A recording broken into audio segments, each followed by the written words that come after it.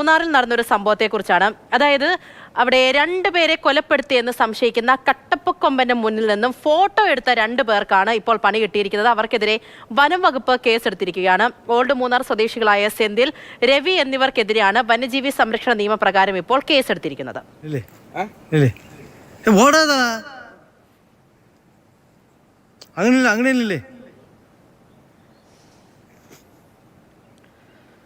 அப்படியே போதும்ல அந்த வருது பாரு.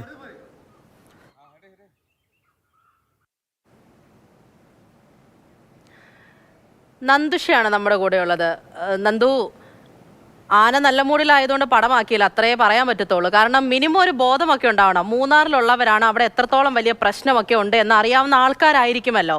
എന്നിട്ടും ഇങ്ങനെ കാട്ടിക്കൂട്ടുകയാണ്. ശരിക്കും ആ തിരിഞ്ഞു നോക്കി ആന അയാളെ നോക്കിയപ്പോൾ അത് കാണുമ്പോൾ നമുക്ക് തന്നെ പേടിയാവും. എന്നിട്ട് ഫോട്ടോ എടുത്തിട്ടാണ് മാറിയതല്ലേ?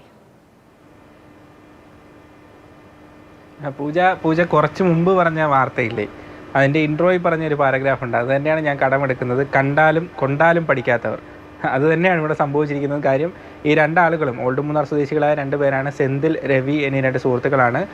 മൂന്നാറിൽ സമീപ ദിവസങ്ങളിലൊക്കെ തന്നെ വളരെ വലിയ രീതിയിൽ ഭീതി ജനിപ്പിച്ചുകൊണ്ടിരിക്കുന്ന ഒരു കാട്ടാനയാണ് ഈ കട്ടക്കൊമ്പൻ എന്ന് പറയുന്നത്. പ്രാദേശികവാസികളൊക്കെ തന്നെ പറയുന്നത് മൂന്നാറിൽ അടുത്തിടെ കൊല്ലപ്പെട്ട 2 പേരുടെയും കൊന്ന ആന ഈ കട്ടക്കൊമ്പനാണ് എന്ന തരത്തിൽ തന്നെയാണ് പ്രാദേശികമായിട്ട് ആളുകൾ പറയുന്നത്. എന്നാൽ വനംവകുപ്പ് ഇത് കൃത്യമായി സ്ഥിരീകരിച്ചിട്ടില്ല. അതുകൊണ്ടാണ് നമ്മൾ വാർത്തയിൽ 2 പേരെ കൊന്ന ആന എന്ന് സംശയിക്കുന്ന ആനയെന്ന് ഈ കട്ടക്കൊമ്പനെ പറയുന്നത്. കാരണം വനംവകുപ്പ് ഔദ്യോഗികമായിട്ട് സ്ഥിരീകരിച്ചില്ല. അത്രയ്ക്ക് അപകടകാരിയായ ഒരു ആനയ്ക്ക് മുന്നിൽ നിന്നാണ് ഫോട്ടോ എടുക്കാനായിട്ട് ഈ 2 സുഹൃത്തുക്കൾ ശ്രമിച്ചത്. സെന്തിലാണ് ഫോട്ടോയ്ക്ക് പോസ്റ്റ് ചെയ്ത്, രവിയാണ് ഈ ഫോട്ടോ എടുത്തു കൊടുക്കുന്നത്.